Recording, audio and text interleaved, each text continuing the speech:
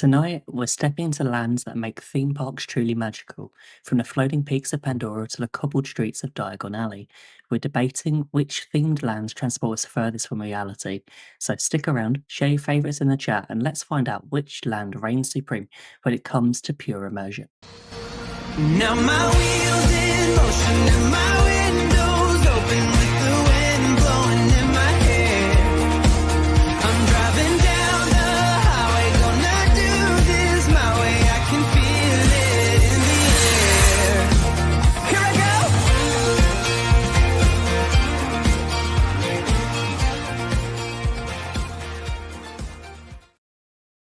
Hello, everybody. Happy Wednesday. I'm really looking forward to tonight's show because I know that 5 weeks today we're all going to be flying out to Walt Disney World, and I'm really excited. And I don't know how many shows we're going to do. You've only got 4 weeks, John. 4 weeks today will be my first park day. Oh wow! Okay, which is quite a bizarre thing to think of, since I've got the emptiest planning list known to mankind. So, have you done any planning? You know where you're going. You know where you're flying. That's probably important bit. I've got a flight, a car, a villa, and that. Oh, and then we've got Disney tickets, and that's about it. That's. Did you buy Universal tickets? Yeah, you'll need to wait and find out. I'm going to keep everyone hanging on that. I'll wait until, because it fits in perfectly with the mid-month show, which we'll shamelessly plug later in the show. I think we'll come to that later. So yeah, joining us today. So you already heard from John. We've also got Becca as well. How are you? I'm all right. How's your packing list?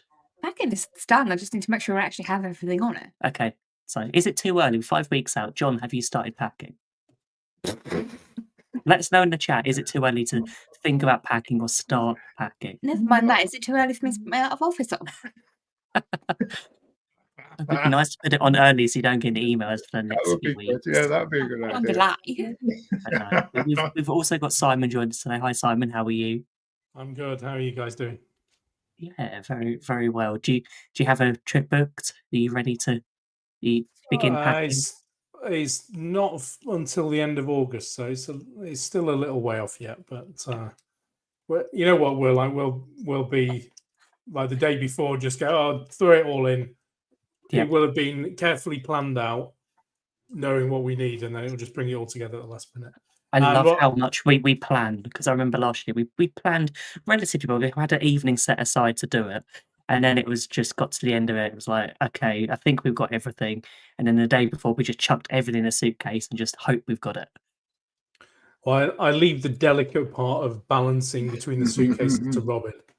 Okay, I will just make sure I've provided the clothing and the stuff, and then Magic Fairy comes along, does all the arrangement into the suitcases. I like that. Yeah. Delegate. Yeah. I tell you what, maybe Robin, if she fancies a day out to our house, she could do the same for me, because I don't have anybody to do that, because we take on the role that if you want it to go, then you make sure it's in the case. Yeah, and it's in fact, that could be a show. Packing etiquette. Packing at the last minute. I've just got visions of like Claire 5 minutes before she leaves. See, I think Claire and Robin, I know they're not on tonight and they can't defend this, but I'm wondering whether they always have a small bag packed ready to go to Orlando. Well, all right, Robin's in the chat. Claire's in Ibiza listening to Liverpudlians sing. So clearly not watching us then. So we're safe then. We're safe from Claire at least. She's not in the chat yet. Just wait. Her ears will prick up and know that she's been spoken about. Her ears will be burning. That'll be it. So I'm going to start a timer. We're now at what, 8:35. Let's see how long it is before Claire's in the chat. And Morg will be texting. Talking about you, Mum. They're talking about you. Get in that chat. Also, for anyone who's watched a show where Claire hasn't been on a live show, normally Mark Jones might appear. So we'll see if that happens. Have you seen who's in the chat? No, normally I would never make a fuss of someone, but Joe Logan's in the chat with us. And Joe, I know you haven't been there for ages. It's so good to see your name in the chat tonight. Yeah. And a big welcome back. Yeah. And I think you've missed loads. I won't even try and shortcut what we've done because we've done loads No. in the past few weeks and months. It's been quite a blast. But And I want to say a huge thank you, John, for last week. The show that you and the boys did was incredible. Had some amazing feedback, and it was really good to listen to last Friday. I've got to say, I take my hat off to both Josh and Joe, because actually they put a load of work into it, and so much so that they'd actually costed out most of the food options that they were going to have and the drink options. And I think Sean Lee, who's not in the chat tonight, which is quite strange, because he stayed with us every minute last week, and he sent me a beautiful message after the show, and just to say that the look of pride on my face as the boys were actually finding either a cheaper way of doing something or the option where it's not going to cost you a load of money. And I'm thinking, here you go, my work is, as a dad, work is done. They've learned from the best, John. Oh, they were brilliant. And like Joe normally on a Wednesday has a big band rehearsal, but he cancelled that so he could be on the show. So I really appreciated that. And then Josh had actually just moved accommodation away from his uni, and so everything's sort of all up in the air. And he actually came on, and it actually was one of those moments that you thought, in all the 6 years that we've been doing this, they've actually been listening, and they're actually in the background. They've been taking notes as to what I do every week and what you guys all do, in order to make a Wednesday the show that we really like to put out. And for half a mind, when I knew everyone wasn't going to do it, it wasn't available last week, I was thinking, how on earth could I fill an hour just talk to myself? And actually, the people in the chat were just absolutely superb. And we need to have both of them back on at some point, because $36 for food for an entire day sounds like a really good challenge. Yeah, but Josh was got like good challenge. But they were wanting expensive accommodation because they know that I'll pay for that.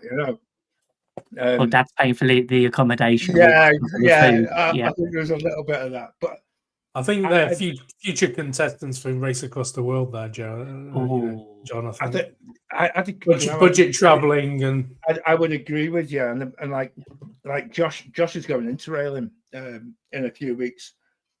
Strangely enough, on the back of not being invited to come and be in Florida in August. It's a distraction to know that you're in Florida. He's just getting on a train. It's too early for him. It's too early to go back to Florida, but he already has plans afoot for next year. It doesn't take long. But it was a great show, and actually, I think it would be another really good show to do with other people in the mix as well, because it would never be the same, and the choices would never be the same.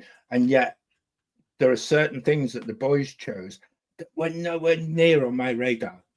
Yep. And people in the chat were choosing different stuff. It was one of those. It was a brilliant Wednesday last week, and I can't thank my kids enough. It was just.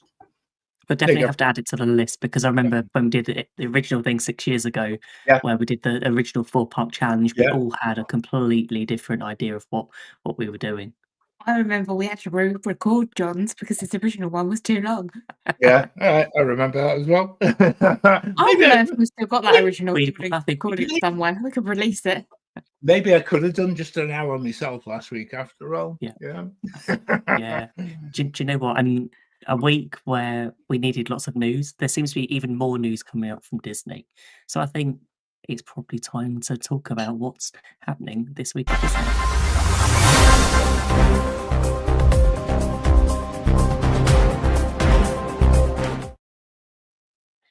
I still just think of Panda Watch every time I hear that bit of music. I just think of Panda Watch on Anchorman. I love it. It's my one moment every single week when it is Rob Burgundy. I love it. Anybody else? Anyway, first thing that actually I think is a really positive news, and John, I'm not sure whether you mentioned this last week, but Walt Disney World have been testing this week significantly improved PhotoPass cameras. And I've seen some pictures of guests in the park. They were at Hollywood Studios yesterday. And the next level up camera, and the pictures just look so much better. So I think Disney are. I'm trying to think of what cameras they were using before. They were Nikon, and now they're Sony. Nikon, yeah. And now the money that's being spent. I wonder if they're easier to use or they've given them some extra training. I as think a lot well. of it may have been newer technology, because I wouldn't have been surprised if some of the ones before were dated before COVID. Yeah, to be fair. The ones previously, the Nikon ones came with a sponsorship attachment. Yeah. And the level of outlay for Disney was minimal, because they were given the cameras. What you tended to find was over a period of time, technology's moved on so much, but they haven't reinvested in cameras. So I think what some of the better PhotoPass photographers were actually doing, they were actually buying their own lenses and actually just making sure that if they were of a certain standard of photographer, that they weren't getting left behind themselves. And I think because I remember we've had some photos where I've gone like, oh, I know we've got it included in our ticket, so I'm glad I haven't paid for that photo. I remember there was one where we were at after hours at Hollywood Studios, and we had a really great experience with the cast member and the PhotoPass photographer in Galaxy's Edge. But the pictures, to be perfectly honest, would have been better if they were taken on my iPhone. Yeah, and that's what they're up against. If you can take a better picture with your phone, why would you pay for Memory Maker?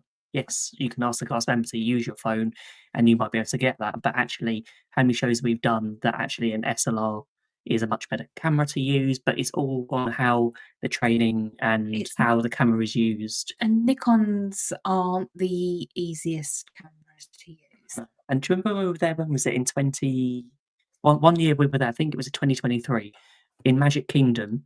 Every single PhotoPass photographer we come across in Magic Kingdom was earning their ears. Yes. So we walked around the hub, and there was like 12 of them. It felt like we were literally going from one to the next. They were training every 30 steps. Yeah, it felt like a trash can. Every time you went through, there was another PhotoPass photographer. Can I flip this a little bit, Simon? Because you guys are annual pass holders and have been for a while, so you wouldn't have that as part of your.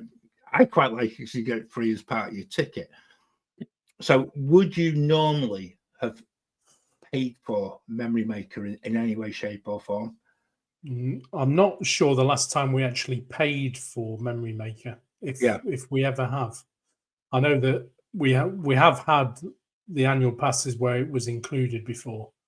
But yeah, I'm not a pass holder anymore, so I've lost my I've relinquished my privileges. But yeah, Robin's quick to remind you in the chat, like yeah, we've usually, between the friends we have, somebody has usually got that the photos included. So somewhere along the line, somebody's already got the package and we're able to get as provided photos to us. But yeah, I can't remember a time where we've actually paid for the photos as a package. Yeah. I must admit, the new camera they're using is $2,700 for the camera body and $1,400 for the lens. So when you think of how many PhotoPass photographers there are, it's a decent camera. Decent lens. It's going to be an expense for Disney. Obviously, they're probably not paying full retail price anyway. This is something that they probably would have had agreed with Sony. It does, this time it does look as if they've had to invest in this, and I think this is, and again, with any expensive camera, they have a certain shelf life anyway, and if you're taking thousands upon thousands of photographs every single day, you really do need to actually update your equipment. So I think it's a really big step, and I shall come back to this in September once we. I'm looking forward to seeing what our photos are like. Yeah, because quite often it just depends who's taking it, and I think I still come back to that same thing. If certain photographers can see a photograph, and some basically you might as well just take a selfie and just be done with I it. think we've all had some really good experiences, but sometimes we've had like ones that like no, Oh it's yes, it's. I wish I'd taken that photo instead, but yeah. yeah. But let's talk about Magic Kingdom because a lot has happened over the past few days, and I know we're going to probably cover this later on, talking about immersion. But Hang on, shall I go on mute, right? Because actually, my eyes Let's will tell start the whole, ranting. my eyes will tell the whole yeah, story. Go the on, Ben. just Rivers of America, Tom Sawyer's Island, are now permanently closed, and Disney has begun clearing the land. It's Yeah. sad. We knew it was going to happen. I remember not that long ago in a previous show, we spoke with Claire about new Piston Peak and the new cars area. So, yeah, They need a better name. yeah, I wasn't on that show, right? And even when I no, listened to it back, it made me laugh. And even yep. now, when I hear the word Piston Peak, it still makes me laugh. It's just like, it's not going to get any better. It's just going to be one No. of them things. Yeah, I'm not. Yeah. Go on, keep Uh, going, because I'm I going to think it's try one of and those things I'm we going to all try and knew this avoid was having a going. rant. We all knew this was going to happen, and to be honest, the walls are up. I'm interested to see when we get there in August how the land feels because we're not going to hear the riverboat anymore. We're not going to get the chance to go to Tom Sawyer's Island and say goodbye to it. It's moved. The train has now gone into its shuttle mode, so it doesn't go and do a loop anymore. It goes down to No, Fantasyland and then comes back. But yeah, they have added a character yeah. to the audio, which I've heard, and it sounds quite interesting. So I'm adding Stitch to the train. Sounds quite interesting. Well, they don't have his ride there or attraction or whatever you call it anymore, so it needs to do something. Yeah, and they've got a film to promote as well. So yeah, I'm sorry. And Says with it's a filmmaking breaking cynical one. records, it's one Yeah, of them making an awful lot of money. It's really weird not to have that much Stitch representation in the parks. yeah. I feel like this might be something that will come in a future D23, or there's probably Imagineering working on something to do with it. I mean, I never understood why there wasn't Stitch representation in the parks anyway. He's such a well-loved character. Yeah. Yeah, And it It's shouldn't just be only limited. opportunity. It shouldn't just be limited to like, oh, we've got this after hours event. Put Stitch in because he's a popular character. Let's sell more tickets. That's not inclusive. That doesn't feel like the right way to approach this character. Because I remember we did a Moonlight Magic a few years ago. We got to see Elvis With Stitch. which I could understand. In something like that. That's Yeah. the specific outfit, like yeah. Mickey in his Halloween costume. Yep. Whereas you could just have Stitch in the park on a normal day. It's normal Stitch. But also, it really highlights another area of Magic Kingdom that has been left dormant. Tomorrow. Because, yeah, well, look at Yeah. Stitch's Great Escape. Yeah. It's like, clearly, Quick fix to be had if it's there. bring it back, what have they gutted from that Open it attraction? up. Is it there? If it opens in a few months, it's like, Yeah. it's quick really weird because win, I isn't remember when they closed it and they turned it into, or sort of the area with it. Well, the meet and greet, there was a meet that you could meet Stitch for a few months after when it closed. So there was clearly sort of people want like Stitch. So And then it became the stroller parking, and that was But not a lot has been added there aside from Tron, right? Yeah. Which Yep.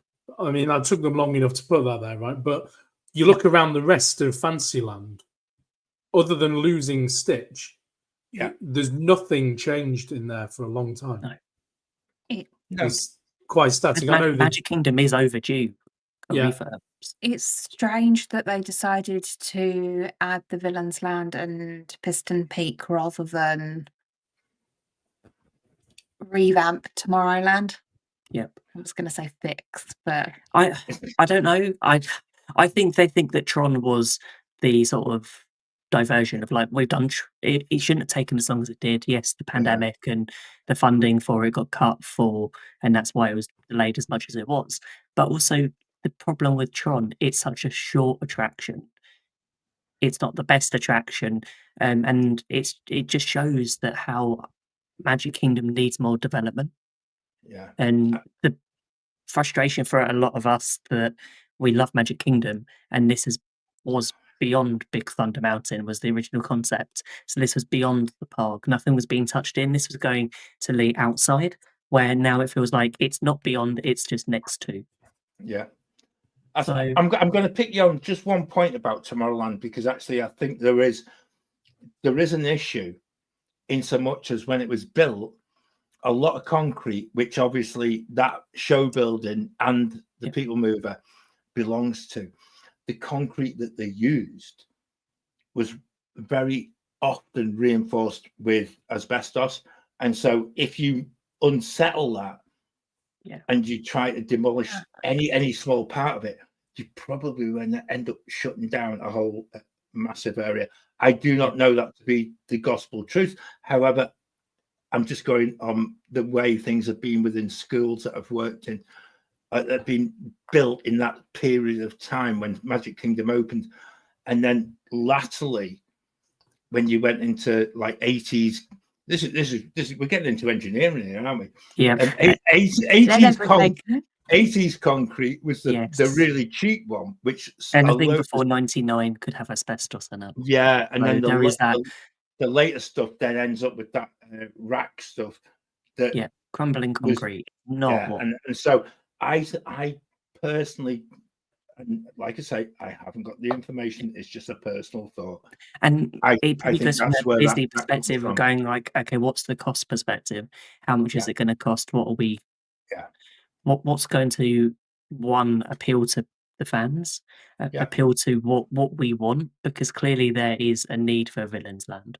It's a little bit like Hollywood Studios with Monsters Inc. Monstropolis, that coaster that has been talked about for 2 decades. Yeah, pretty much. And they're finally getting around to doing it.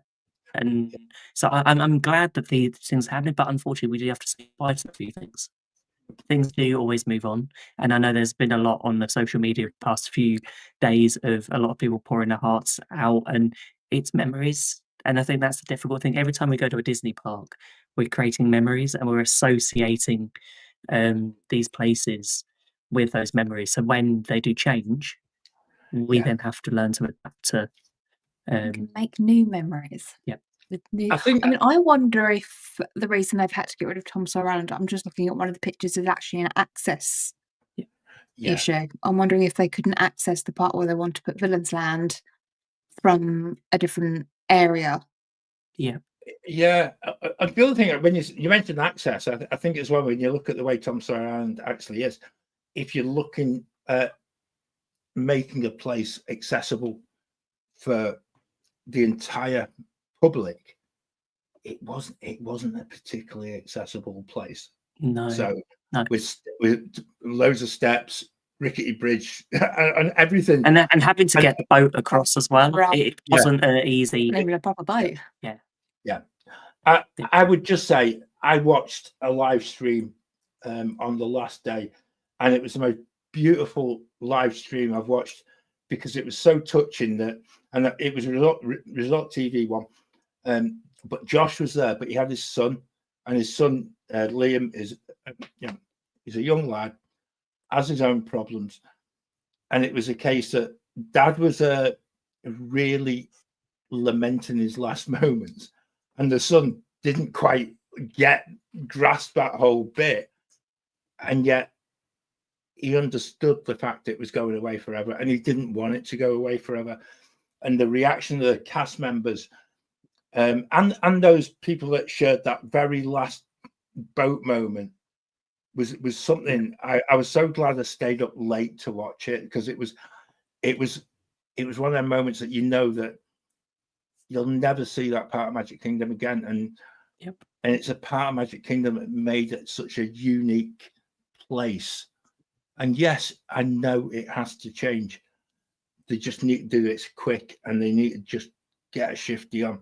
And what they do need to do is get rid of that door that they've put in the end. I think it's an entrance or whatever for either Tom Sawyer Island boat ride or for the main boat.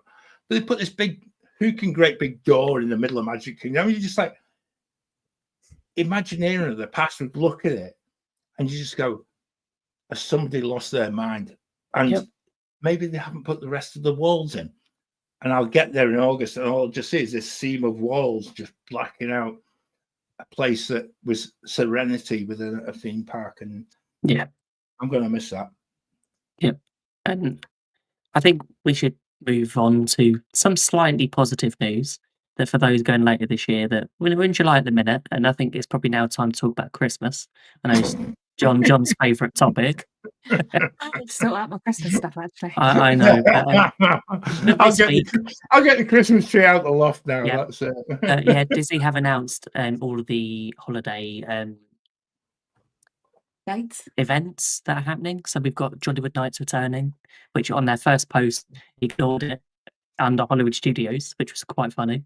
But the dates for Jollywood Nights start November 8th and go through to December 22nd. And then you have Mickey's Very Merry Christmas Party returning, which I think is going to follow very similar along the same dates as well, which goes from November 7th to December 21st. So I wonder, they haven't announced anything that I can see on there that's changed from last year. Mickey's Very Merry Christmas Party tickets start at $169, up to $229. And if you are a DVC member or annual pass holder, you can save $10 on select nights. Wow. Makes all those points purchases worthwhile. I don't know how much. And if you go the week leading up to Christmas, you get the Christmas parade anyway, so you don't get the holiday party. Yeah, I'm not sure. I know it's gonna be a little while before we head back at Christmas. I'm not sure what price it will be when we go in a few years' time, but it'll be out of budget. Yeah, it'll be So, but yeah, no. There's been a lot of news, and I think we're going to talk about probably a little bit more about Tom Sawyer's Island, and a little bit as we go through the show, because we're talking about the most immersive places in theme parks. So, what's the first thing when you think of an immersive land? Simon, what comes to your mind when you think of immersion? As things are now, is Pandora still is the first one that kind of comes to my mind. For me, immersion is that just sort of like at the beginning I said about where you feel like you're stepping out of reality. So it just feels like you're in somewhere completely different. You don't have many sight lines to another land or another park. You literally just feel like you are immersed within.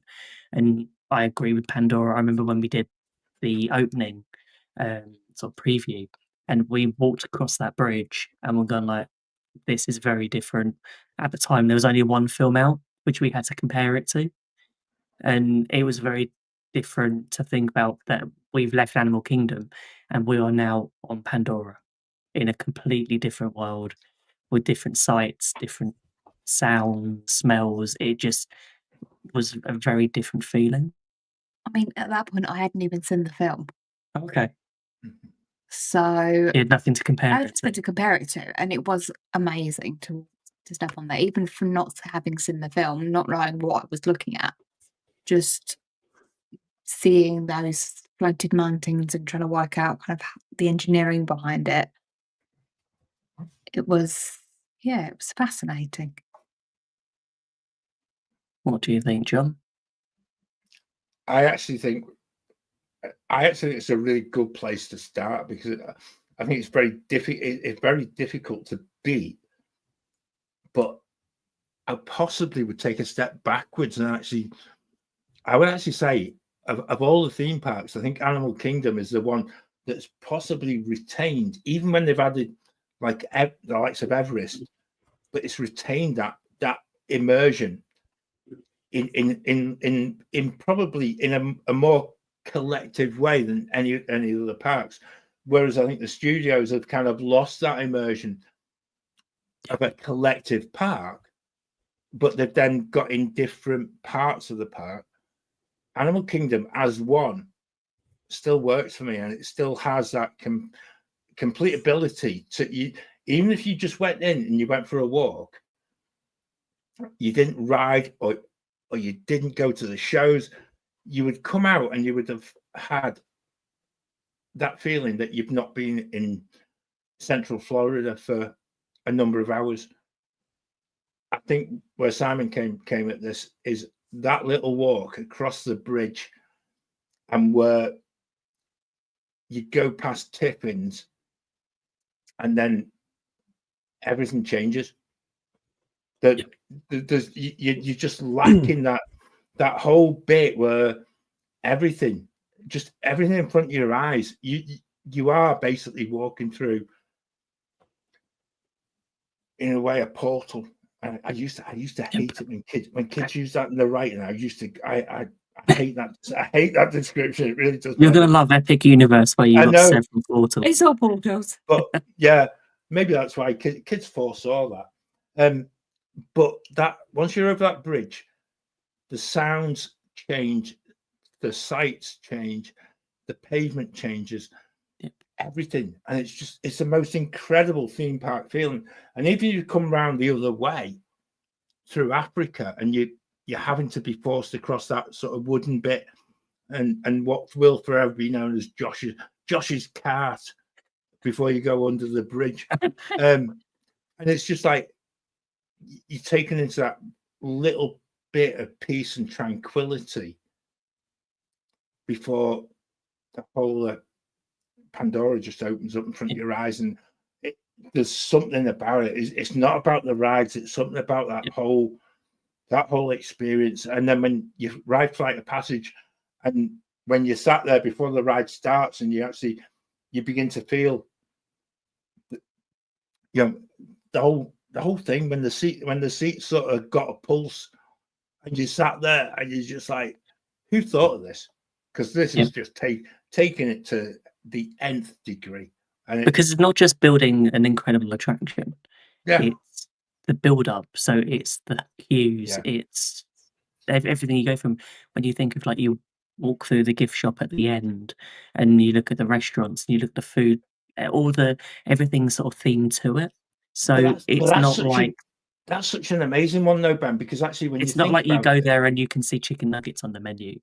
Yeah, but when you come something that. But when you come off the ride, and this is the trip into the film, and this is the bit that I really when you're in the queue line, and everything becomes, everything's just like really immersive, and then you get towards the queue, and everything becomes quite industrial, and it's all concrete, and then when you come off, the starkness of the concrete is so noticeable, as opposed to the beauty in the build up to actually going on the ride. It's quite a it's a trick, and it's like that, the whole sort of turning everything on its head as to what the world becomes when you take away that natural beauty.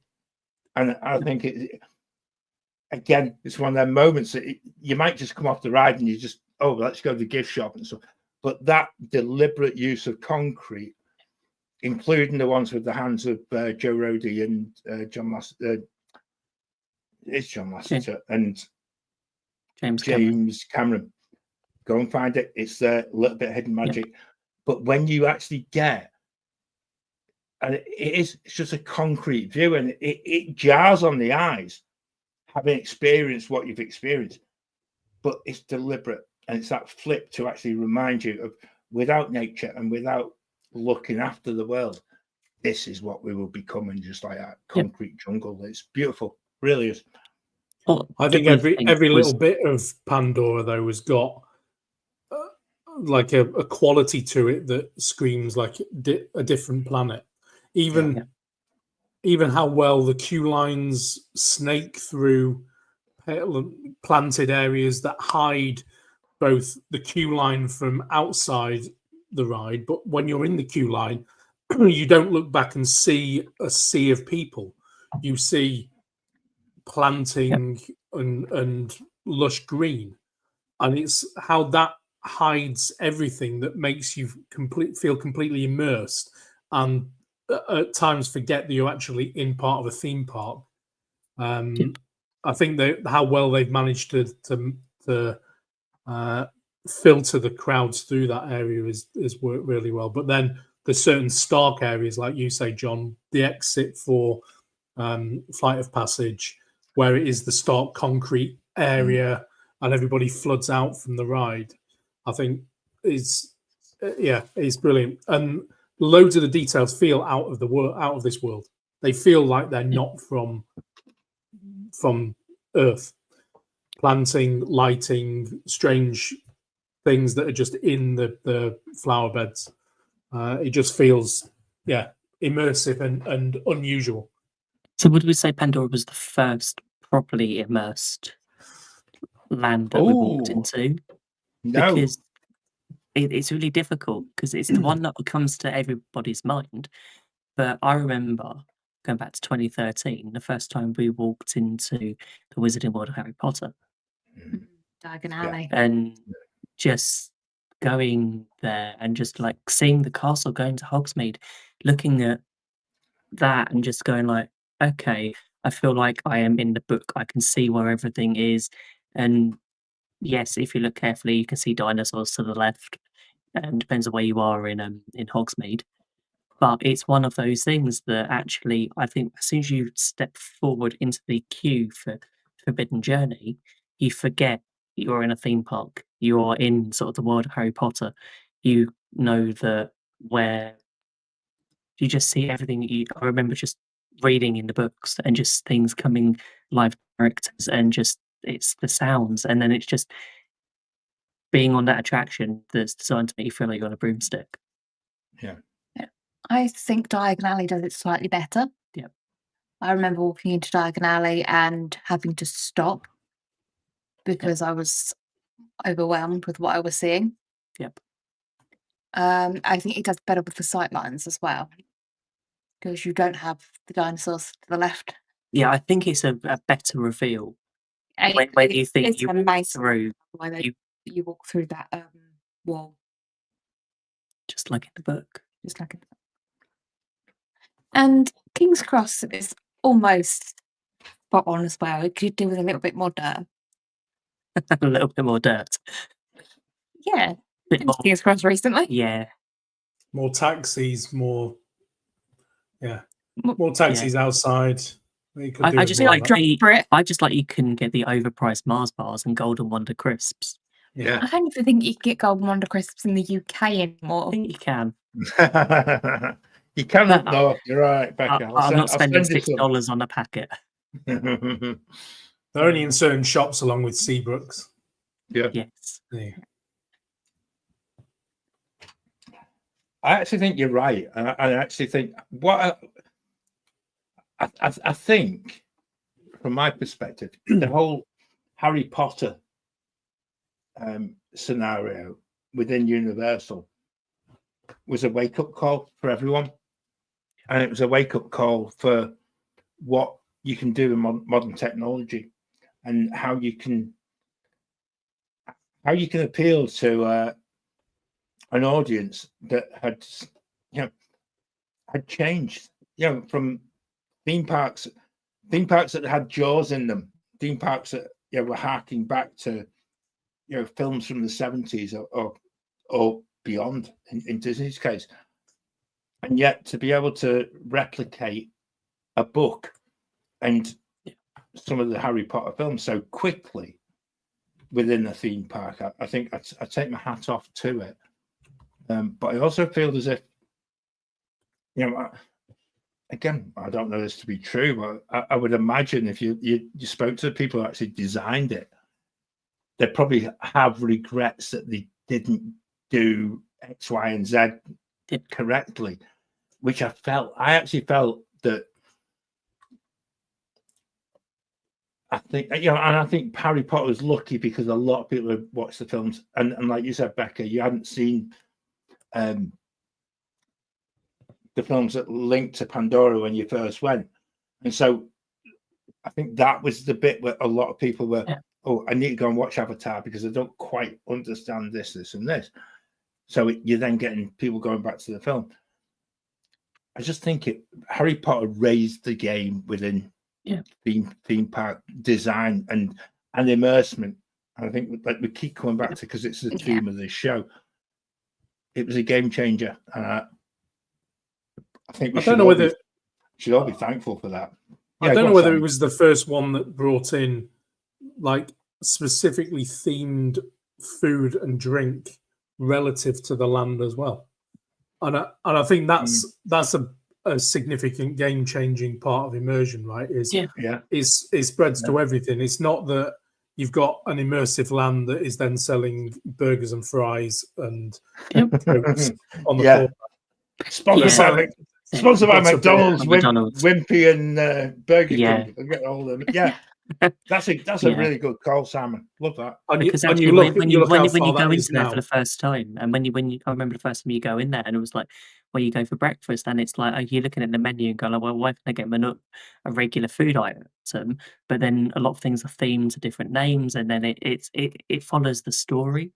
And I know when you look at going back to Pandora, when you look at the menus for Satuli Canteen, and they've got the bowls, they've got the cheeseburger pods. There are so many different things on that menu that I always think wouldn't belong in a theme park. But I'm so glad that they are now in a theme park. Yeah, it sort of just kicks the old adage of theme park foods or just burgers and fries and hot dogs. And you go there and you experience something that's specific to the land that makes you feel like you've eaten something from the place you're in. The same with Butterbeer or whatever English food they decide to serve at any of the places in Diagon Alley or Hogsmeade. The first time we actually went into Satuli Canteen, I actually think it's the first time I've ever been completely overawed by a menu within a theme park and it takes a bit of getting used to when you're having to order in such a different way of looking at proteins and looking at this and you when you're looking at hang on, I just want this and this, but then to see the quality of food and this is probably where both parks set this totally apart, because I remember we had I think we had a breakfast at one point in Universal. And it was just like, it was a proper English breakfast. And you're like, fair play. It's even got black pudding on it as well. Doesn't taste that great, but it doesn't taste like black pudding. But you try. You can get fish and chips there. And it's like, well, this doesn't feel, there's not many places in Walt Disney World who at that time could you get fish and chips.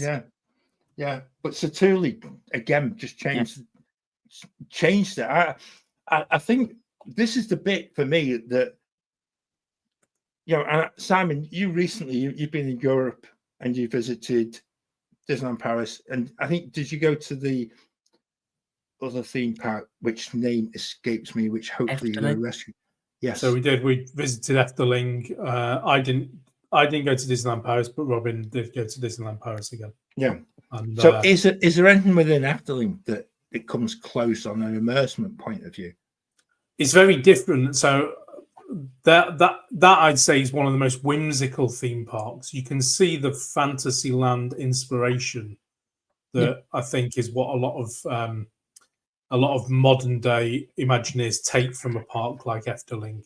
Yeah, the whimsical storytelling element, I'd say, is different in immersion. It feels very Dutch in the storytelling approach, but it is very whimsical and so probably very similar to sort of 1970s and 80s Magic Kingdom in some ways. Yeah, but I'd say even harks back a little bit more to like Disneyland storytelling. The whimsical storytelling element is much more significant in that part, and it feels like a classic theme park in that sense. How it's shaped and the theming of the rides is really well done. I wouldn't say it's like an immersive land in the same way. There's immersive stories to the attractions and how they tell the story as you move through the ride itself, and like a little bit of a backstory to some of them, but not in the same way of it being an immersive land like we have with the more modern theme park lands that there are. I actually think this is becoming quite a thing, isn't it? Because if we look historically at Harry Potter, then we go to Pandora, then we go back to Universal for their expansion, and linking Islands of Adventure, Harry Potter via a train to encourage people to buy 2 park tickets or a park hopper ticket. What a genius idea that was! That was a really good idea. It wasn't it just and actually, I might as well get it out there, because actually, when you walk into that part of the latter Harry Potter books, again, it goes up another level up to what, that whole Gringotts part of it, and I still can't believe that what you're actually looking at isn't actually real people. And when you look from when you actually walk into like Diagon Alley and you get onto the attraction, and it's like you look at the sort of the facade at the front and you think like that's an attraction. It looks so much like it's supposed to, the Gringotts Bank, and you walk into it and it's like, oh, and you just keep going back further and further, and then you go into a lift and you go upstairs, and then you're finally on the attraction. It's amazing to think of how big that show building probably is, but actually the point that you enter the attraction from sort of the guest perspective, how much more immersed you are within it. Well, I don't know whether any of either of you have done the Wizarding World tour at Watford, but last time we went, they had the Diagon Alley and the Gringotts that just opened, and they look so much like what Universal Studios have got. That it's hard to work out which is the studio and which is the theme park.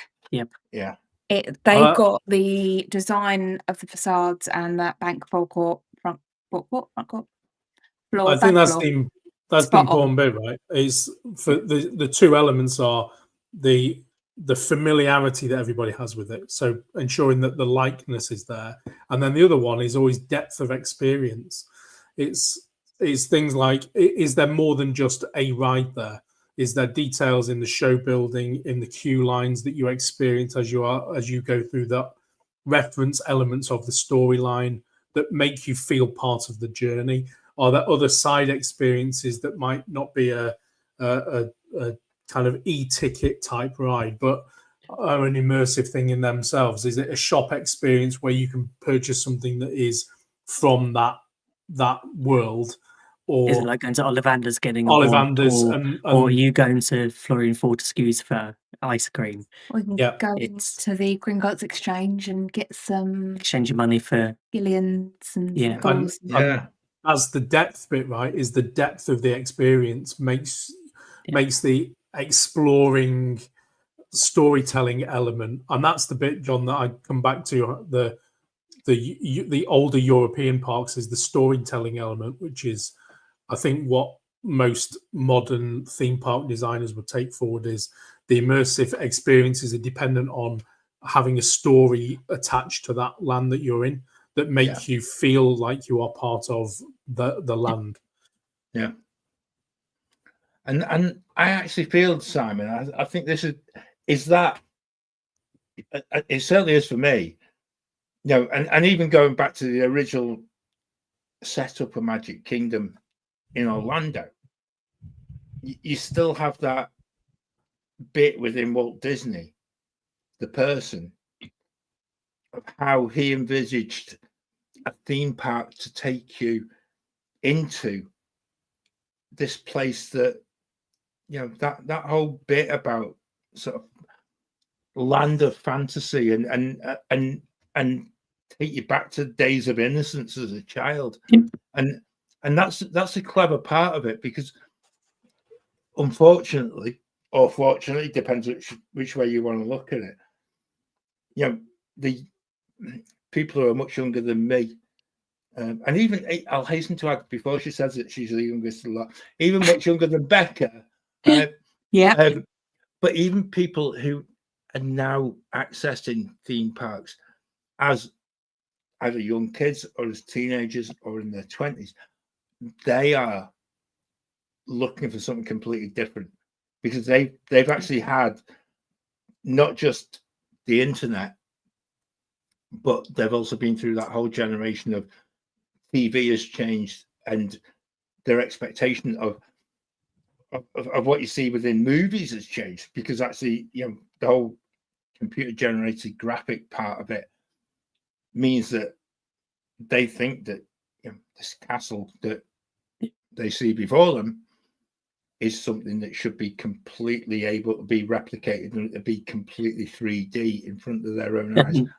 With technology and things like you mentioned 3D, but also virtual reality, and how often things can be replicated, and how every time that I see Imagineering videos and you see what they're working on, there's always talk of how they use virtual reality to replicate these, and how eventually that will become part of an attraction, part of an experience, because it's that full immersion. You can put on a headset and forget about everything that's happening around you. Because I remember was there a Star Wars place at Disney Springs that did that did it was only there for like a couple of years, but they offered that opportunity that you could go through this Star Wars experience in virtual reality as a stormtrooper, which is quite a shame I didn't get a chance to do it, because it actually sounds like something that I'd really like to do. But that just adds another level of immersion that Disney have been able to probably replicate in Galaxy's Edge. I think that's a perfect way of segueing into Galaxy's Edge, because I think that in itself follows on from how the technology has allowed them to go from the two Harry Potters, from Pandora, and then create an area within Hollywood Studios that is, I've got to say, when I saw it properly last year for the first time, it blew me away with just, John, you're not a Star Wars fan, are you? No, I'm not. And I've recently I've written this in the trip report at the weekend. Is I actually can't get over how you become completely smitten by not just the stories that I've watched probably in detail, the first 3 films. I've dipped in and out of others, but once you start within that land, you're actually forced into just going and actually trying to understand so much more, and it is so incredible of how they can actually replicate. And one of the things I put a couple of pictures of. We spent about half an hour walking between Galaxy's Edge into Toy Story Land, and then walking back again, and then going back again. And it's the most boring bit I've ever written about, but I was completely taken. When you go in past Baseline Tap and you go through the tunnel at Galaxy's Edge, that's fine. You can understand the fact that you are entering in somewhere. When you come from somewhere that's got all the colours and all the noise of Toy Story Land, and there's a point, there's like a cut-off line, and at that point the noise changes, and from that point forward you can't hear anyone who's on the Slinky Dog. And this is a bit that gets me, that the sound is just such that how can you drown out a roller coaster with people screaming, and yet right next door you've got something that is trying to be immersive to the extent of Galaxy's Edge. That blew me away, and that's, like I say, I openly admit it's the most boring thing, but you walk between the two and it's so impressive. It really is. And just there is a definite line, and it's just like if you're that way inclined, go and check it out yourself, because actually it's just one of them. It's so clever. You notice the same consistent things between these lands, right? And it's that they are usually underpinned by a huge film franchise. And that's that starting plane of you've got a base audience of people that are bought into that world. So to create a world off the back of that franchise, you've got an instant. You've got to deliver on the promise, right? Because it's got to be an awful lot of pressure. Yeah. But you look then at the depth again that they did with Batu, and that was it's like quite an overwhelming land when you go and explore that, right? Because it's every turn and every corner, there's something new that you discover in that area, and even down to the details, like the way the toilets in those areas are made as well, like the industrial nature of how those are created.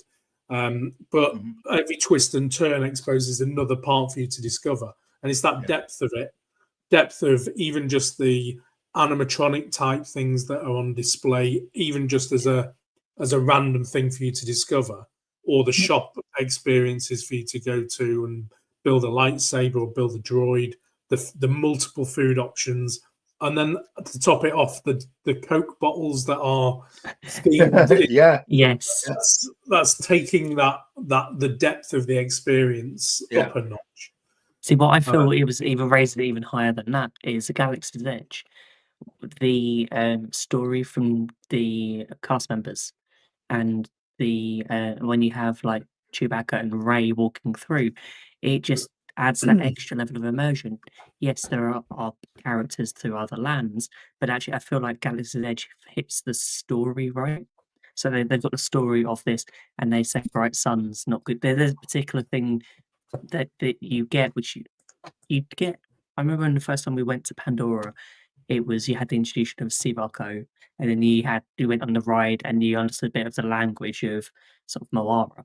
But with Galaxy's Edge, I feel like they've just stepped that up, and that's probably because everybody, or a lot of there's so many fans of Star Wars, and they want to be able to cover to so many different people. Because looking at the chat, there are also a lot of people that aren't big Star Wars fans, but it's so impressive, and it's still so accessible to everyone. It's not like don't go to this land and because you won't get it. And I think I'm not a huge Star Wars fan, but I'm pretty certain somewhere on the shelves over here I have 2 Diet Coke bottles from Batu. Yeah.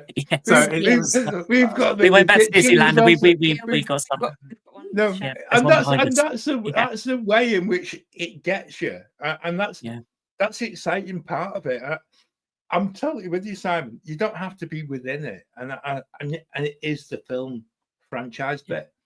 And I would imagine if you did it badly, and if you did it to the degree at which, and I would say Star Wars is one of those films that if you were probably rating a Star Wars fan out of 10, most Star Wars proper fans are about a 20, because they've noticed every single detail in every single film, and they have basically out George Lucas himself. And if they'd messed it up, that whole probably a little bit like the hotel, isn't it? You know, if you're not going to do it properly, not make it accessible to people, and you're just playing at it as a cash grab, that's fine. We'll just leave it alone, and we won't buy into it. What they have done is make it completely on point with detail, even down to the hidden the hidden details, the little Easter eggs within not just the queue lines, but within every part of it, where if you're a proper fan, you will get more out of it than someone like I would. And one of the biggest things for me is when you walk into the queue of Millennium Falcon and you're walking through and you've just got you're surrounded by the noises of the Millennium Falcon. The way it is, as soon as you walk around in the first bit of the queue, where you look outside, where you can see the Falcon, and it's just hearing the engine noises and the lights that are all set in time with it.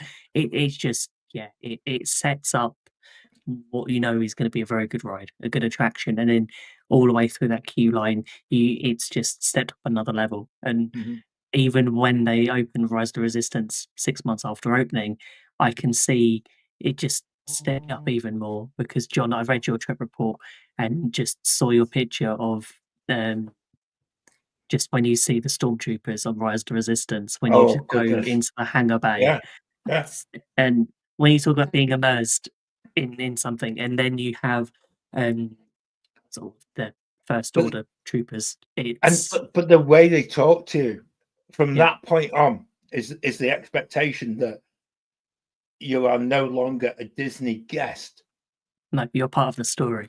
You're part of it, and that is true sort of development of probably a very risky thing for for the company to actually be in that bit where you can actually have people shouting, move on.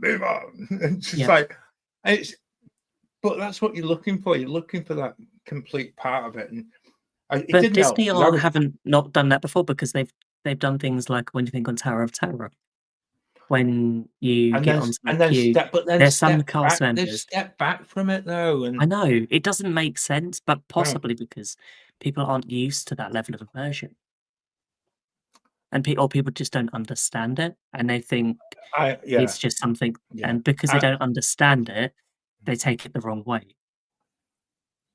I hadn't thought about that until you said that, Ben. That's just because I think we might be onto something here, because actually, and I'm hoping Disney use what we talked about tonight. Is immersion something that people just can't handle?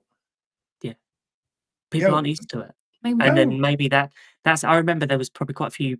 I remember in 2019 when Galaxy's Edge opened, and there was a lot of people going like, "Oh, it's not for me," and everyone's saying bright suns, but all of them do is find the toilet. And it's like they're not part of the immersion, so they don't understand it. And I wonder what level of immersion do people want? Because everyone's going to be different, because sometimes you want to be fully immersed in it, and people will actually take a step back and are impressed by it. I can't wait to see what Disney do with the new Cars area in Magic Kingdom and Villains Land, because of Villains, the theming of the characters that they could use. I'm just thinking Hades. I'm thinking Epperson. I'm really hoping for quite a dark area. But then you're in the Magic Kingdom. Yes. Dark for a Disney park. Dark for a Disney park. Yeah. I can imagine someone's lawyers are going to be looking at it very carefully, and it's just like I just think it's one of those things that when the world has changed significantly over probably 5 or 6 years because of what's going on, younger people have become less tolerant of being shouted at and a little bit less capable of being told what to do. But could you imagine putting that into the back end of Magic Kingdom and scaring people? Goodness, how would they cope? How would they cope in watching some of the original Walt Disney animations? Go and watch the original Fantasia. Go and watch, even go and watch the original Pinocchio. If you want to have a scary experience, go to Disneyland and have an interaction with the Evil Queen. She was brilliant. Absolutely spot on. We were there at Disneyland. She insulted every person that she spoke to. Yes. In a fun way. It was hilarious. I really wish I filmed it, but it was just in awe. And I have to admit, there was some areas of Disneyland. I think that Carsland, for example, when we first went to there, if they can replicate the same feeling they had walking into Carsland into the Magic Kingdom, I can't wait. And I know we started off the show with some bit of negative about Tom Sawyer Island closing, but I am so excited to see what they can replicate from Disneyland, because that's worked really well there. And there's a reason why. Gonna have to do something, Ben. But I think there is an element, right, of people that trying to attract newer crowds to the parks. That everything's starting to move towards completely like IP focused. And Tom Sawyer Island and the Rivers of America, I think most people they are sad because it's memories that they have attached to those and nostalgia, rather than new people coming to the park and actually actively enjoying that and thinking this is something great. If they were given the opportunity, maybe most of them would say, well, I'd love to see a Cars Land over Rivers of America still be there. So I'm for me, I never have any huge objections to things being taken away and replaced with something new. I think it's an inevitable part of most of the parks, right?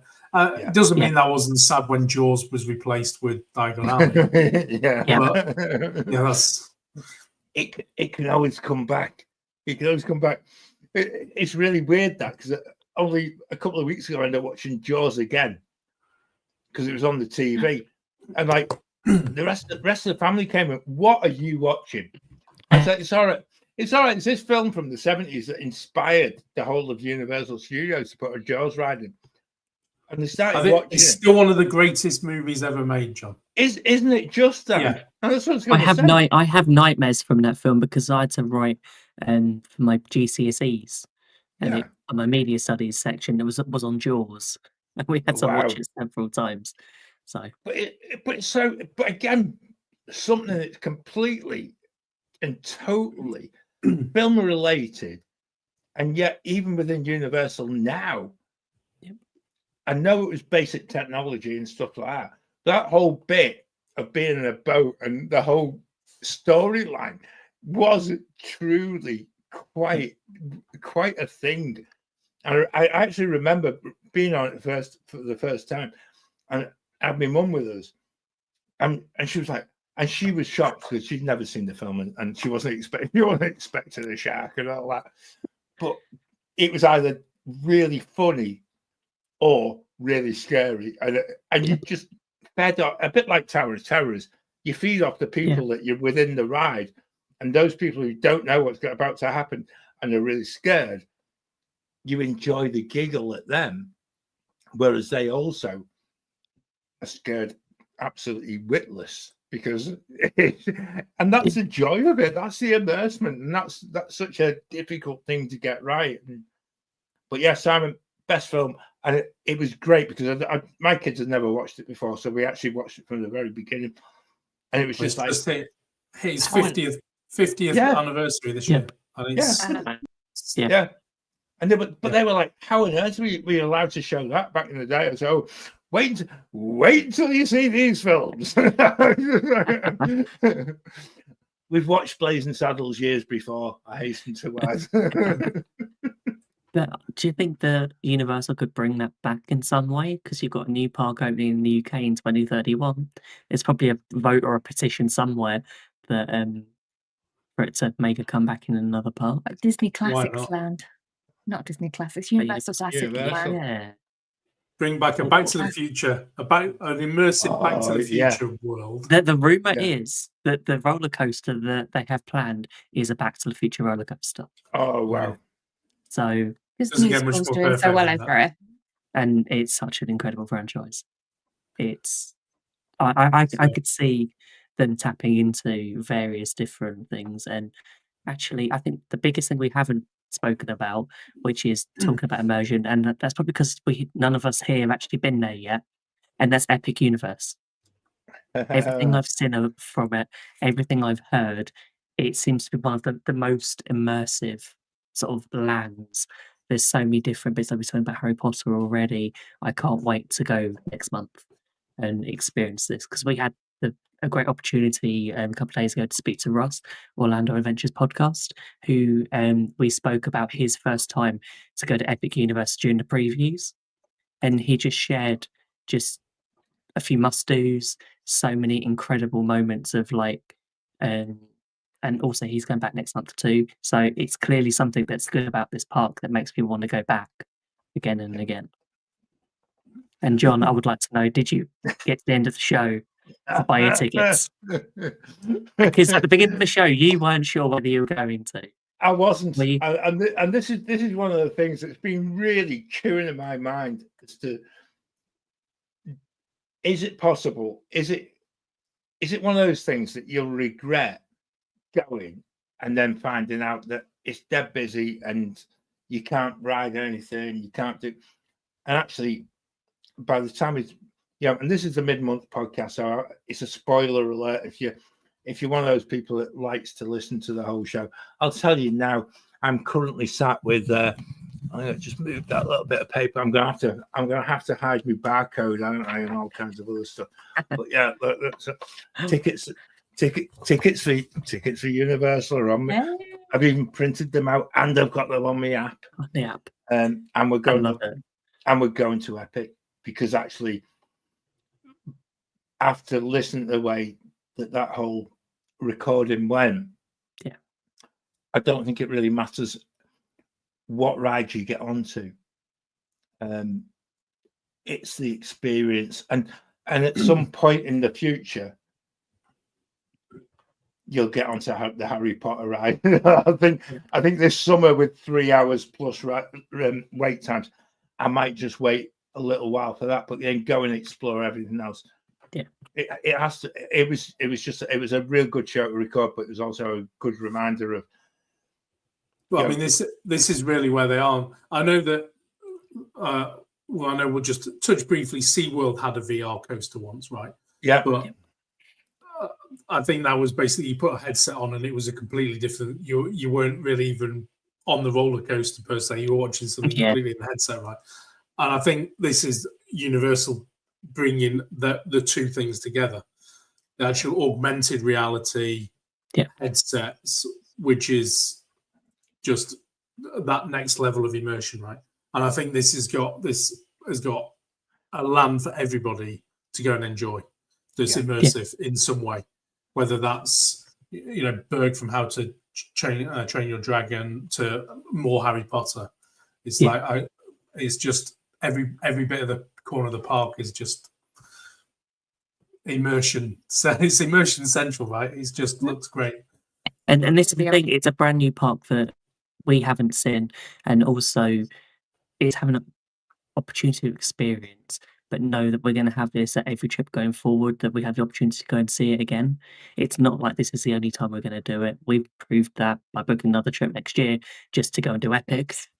So it's one of those things that I'm really excited to what we're going to see. I've heard some people talk about it, and I'm just interested to see what happens next month. It does sort of kick Disney into touch a little bit, doesn't it? When you look at the scale of what Universal have achieved with Epic. Yeah, Disney have got in 5 years as well. Yeah, in 5 years. In 5 years, it took Disney to do Tron. A whole park, multiple attractions, big show buildings, hotels, incredible animatronics, completely immersive. It's not like they've also just gone, we're going to copy and paste stuff from another park somewhere and put it there. Yeah. But also Universal have announced that they're still developing. They've announced the closure of Ride Rocket, which is going to be replaced with another coaster, which all of the social media is going to be pointing at as Ghostbusters. So I'm quite interested to see what happens with that. But I think they should just make parts of that park retro. They've got the retro parade there, filling with retro parts, retro and things. This is the thing. By Universal having another park, but everyone's going to Epic, the other parts will be slightly quieter, so they can do more maintenance, so they can do updates. And this is where I think Disney have spent the last few years they did Guardians, they did Tron, which was announced before the pandemic. It's what have they done since? Apart from build more hotels. Filled their pockets, I hasten to think. And I hate to be negative about it, I really do.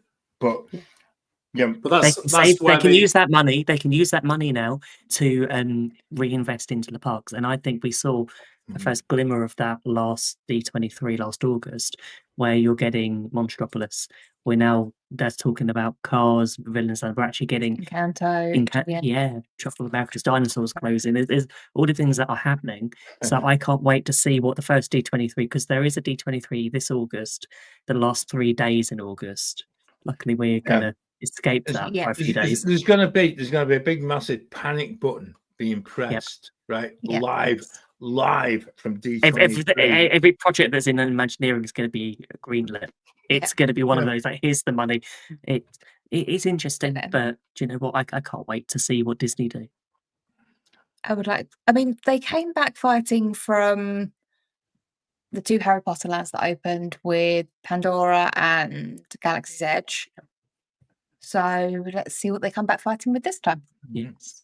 Well, I'd say on the West Coast though, they haven't necessarily stopped over there, right? The Marvel land in California Adventure has kind of expanded, and that is one decent example on the West Coast that I think they've really excelled at how they've crafted that. The way they brought the characters to life in that part of the park, the multiple rides that they're piecing around that. And I know that loads of them are shared between other parks, but how it's set at Disneyland is quite well positioned in the park in terms of when you're in that area, you feel like you are in a Marvel dedicated area. There's characters there. All of the theming of the restaurants is, like the Pim Kitchen with the huge a huge pretzel and and I think that's been done really well. But I think that is like a little nod that park has had the love over the last few years. I think the West Coast has definitely had just a more consistent level of investment that's kept that going a bit. I wonder whether Disney was focused more on infrastructure with hotels and that side of it, and you had the Skyliner, and it's all these bits that I don't know. All these people that can now stay at Walt Disney World need somewhere to go. And they're not stopping with the hotels either, right? They're still carrying on building more. Was it Lake Shore Lodge, Lakeside Lodge? Yeah, or Reflections, as everybody knew. But yeah, Reflections, what it was originally called. Still prefer that name. Yeah. But another DVC property, which I can't complain because Chance wants to say that. Building though, it's not general hotels for general populace. It's DVC. Yeah, it's deluxe hotels. So, yeah, it's not like they're building another hop, or well, at least with Universal, when they built Epic Universe, you've got a couple more value hotels that are added alongside the Grand Helios. I think they've thought about this really quite strategically and very possibly. I know I've said this probably about a year ago, but they've very possibly done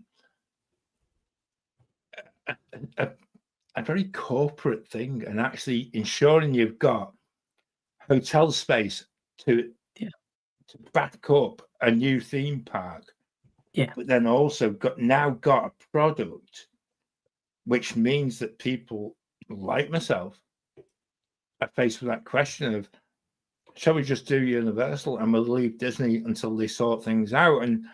But Universal are actually prepared for this because they've actually put enough hotel rooms into that whole scenario, very quietly and very surreptitiously. They've just got on and done it all in the background, but done it quickly, efficiently, and actually without Disney Corporation actually noticing what they were doing. And I think, unfortunately, as we stand, I think that might not be for the best thing for Disney shareholders. And when you work out the prices of actually those hotels, because for our trip next January, the hotel worked out about £400 for a week. I don't know anywhere on Disney that I could stay for that price. I did have a look. I did have a look for when we're going next month, but I thought, no, I can't push it anymore. I think there's another aspect, John. I think there's an element that I don't think Disney knew how to counteract it, and I think it's kind of having to sit back and let Universal romp away with what they're doing, and Disney have to focus on what they can do. Yeah, and then Universal will do, and then it's over a little bit of time once. Because I think there'll always be the crowd of people that go and do theme parks, and they will always do both. Yeah. What they might see is that people may stay at Universal and venture to Disney instead of doing it where some people may have done it the other way around, stayed at Disney and ventured to Universal for a few days. And I think the offering that Universal have got with those parks, and I think how they've also managed to strategically create a resort, even with the space and distance between the theme parks. Yeah. The road infrastructure, the hotels they built and pieced that together that make it like a seamless resort experience. mean that it still feels like it's Universal Resort Orlando, as opposed to you've got one park up the road and another one like 2 miles away. Yeah, it still feels very close knit there, and all like it's all just Universal. So I think there'll be a lot of people that will be taking up Universal on their offers of hotels and staying back around that iDrive type area to be in and amongst Universal theme parks, at least for the next few years. I think Disney have got to sit back and do what I think, rather than trying to compete and outdo Universal, is do what they do well. Best, focus on what they do. Create another Galaxy's Edge.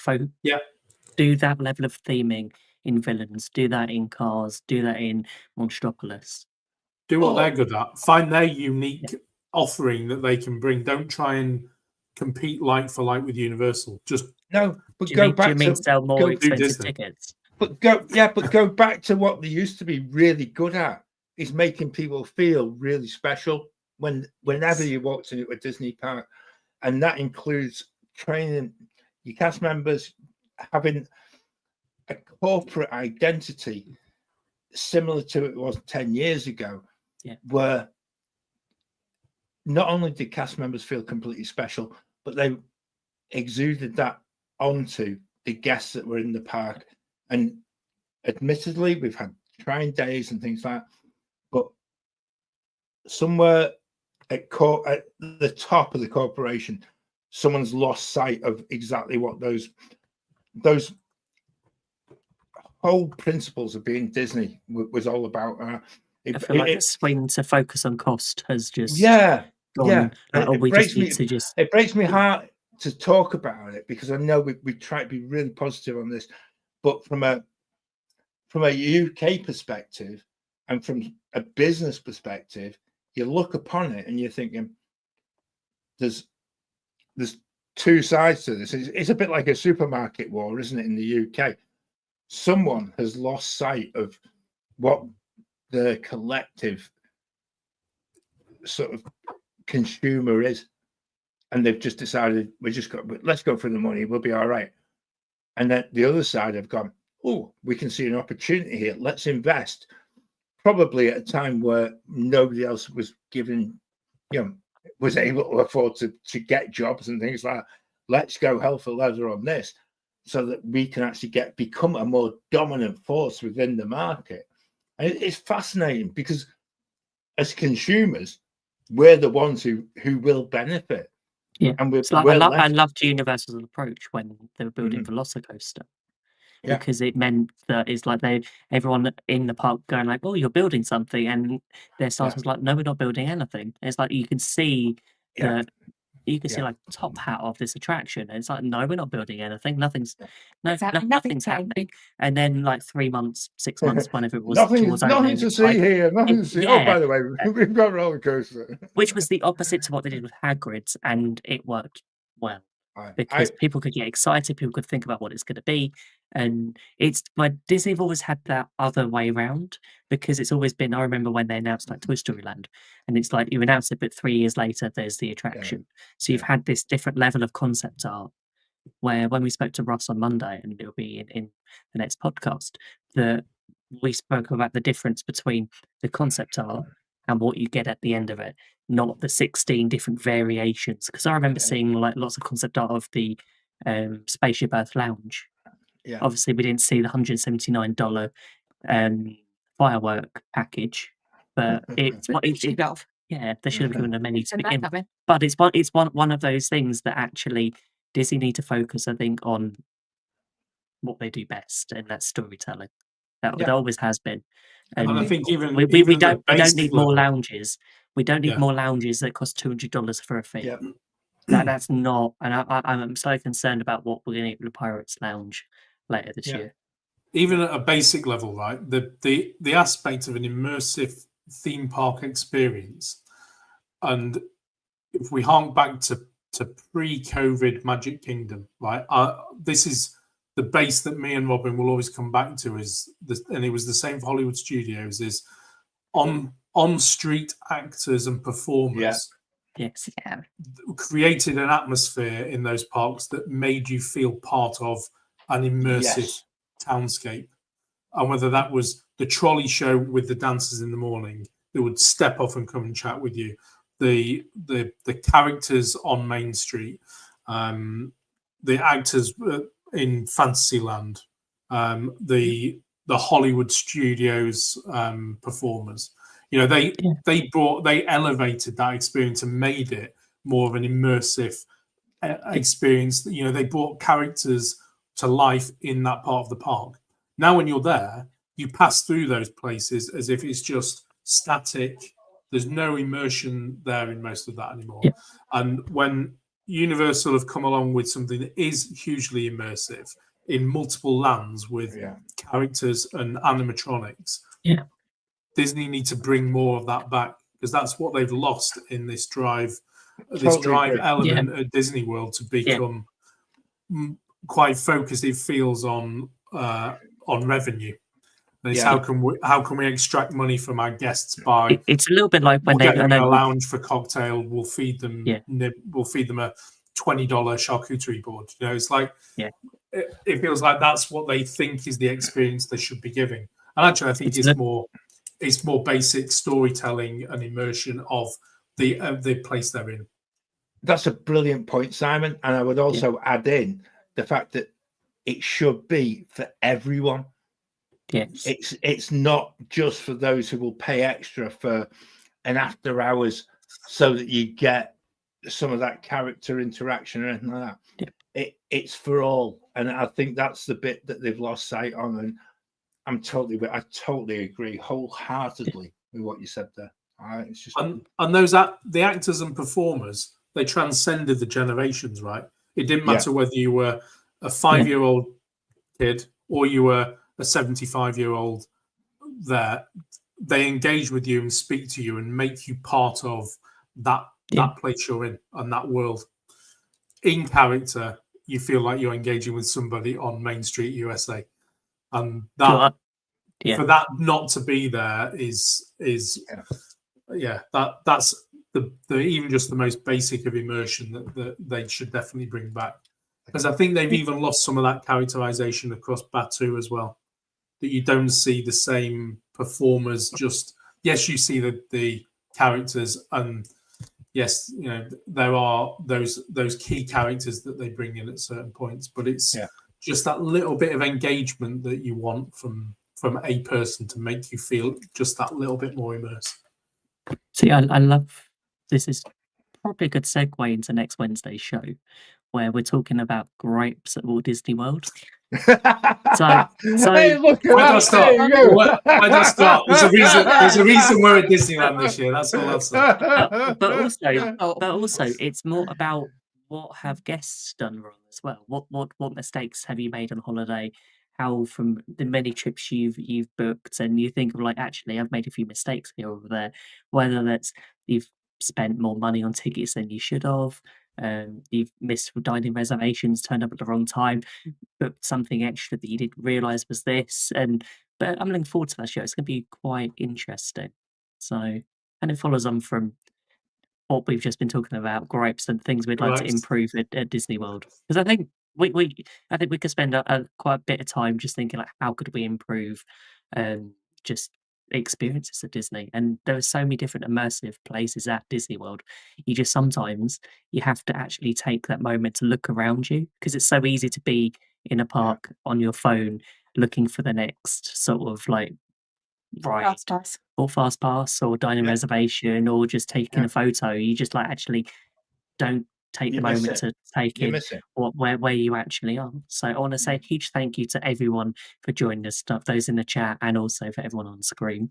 So we did announce that we do have a new show out on the 15th of July. It was weird thinking that we're nearly at the 15th of July. It's only next week. Yeah, quite bizarre, isn't it? Yeah, so that'll be the show with Russ where we talk about Epic Universe. And even if there's not many spoilers in it, so even if you have a trip planned, give it a listen. It's something that I'd highly recommend, and it convinced John to book a trip. So we always have that warning. And with most of our shows, it costs me money.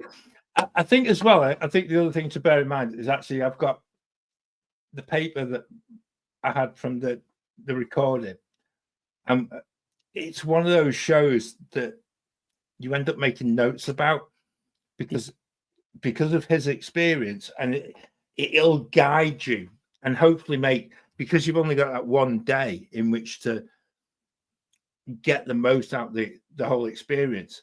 It will hopefully sort of direct you and think, yeah, this is actually manageable. And I've got to say, it twisted me into pressing the button, and I actually have a plan for the day as a result of the podcast, and that's how informative it was. And I think that's really where, if you go at it with a bit of paper, pen and a bit of paper, and just make a few notes. Yep. I even think, John, we are going to go to Universal in Hollywood on our next trip. Oh wow! And that has a Super Nintendo land there as well. So yeah, we are, and I have not been to a Universal Park for quite some time. So that's going to be interesting. No, we haven't, and I think this has tipped me over the edge. But also because we're not paying for 4 people, and this is a big saver for us. There's only 2 of us, but for Alison and I want to go back to Universal Studios and just go and explore the things that we've not done. Men in Black, we've not done ET for so many years, and it's just like let's go and do all that stuff as well. So it really is. It's a brilliant opportunity. I think I'm gonna listen along to the show. And I'm sure my next trip will be an Epic Universe will be added into the next one. Yep.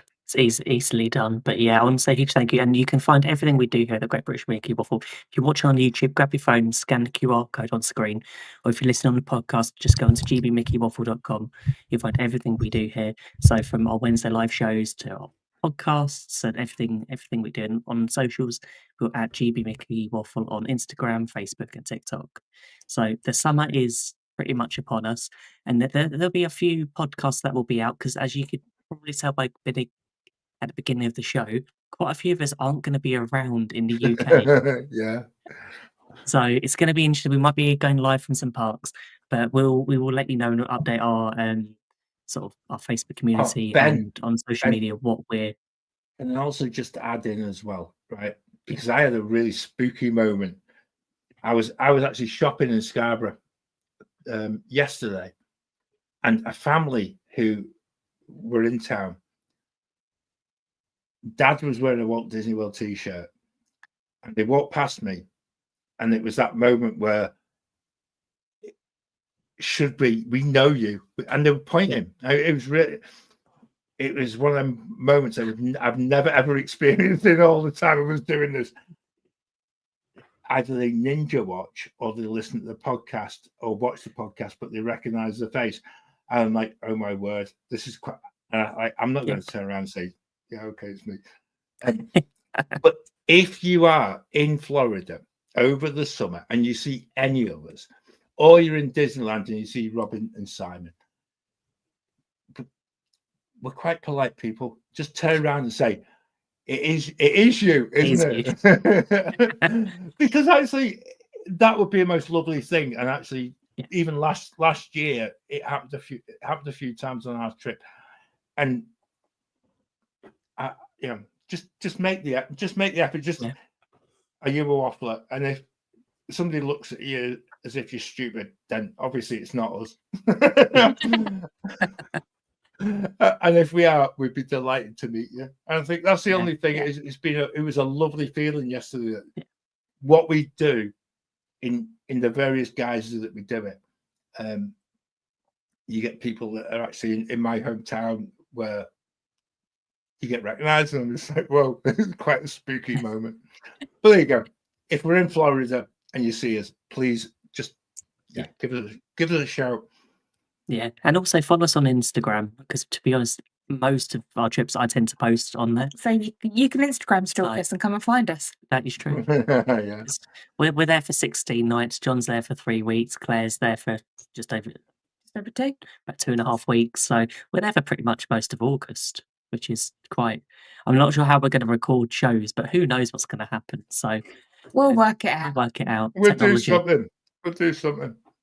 I've just got visions of us like recording a live podcast at a local bar somewhere in Disney. I think that would be really good fun. Yeah, I think that'd be really good fun. Maybe not Trader Sam's. It might be a bit loud. Yeah, just opportunities endless. Yeah. So, and we will see. The cheek though, the cheek though of even suggesting that you're going to record from a bar and I won't be there with you. That's an absolute disappointment. Simon, what we'll do? We'll set up a StreamYard. We'll set up a link so we can get you on the camera. Yeah, we'll get you on the link. That's perfect. I'm there. Virtual drink. You're with us. You're with us. I'll buy you a drink if you're there virtually. Yeah. I think drink it for him. Yeah. I think there's just one thing left to say, and we'll see you real soon. See you soon. Real soon. Now my wheels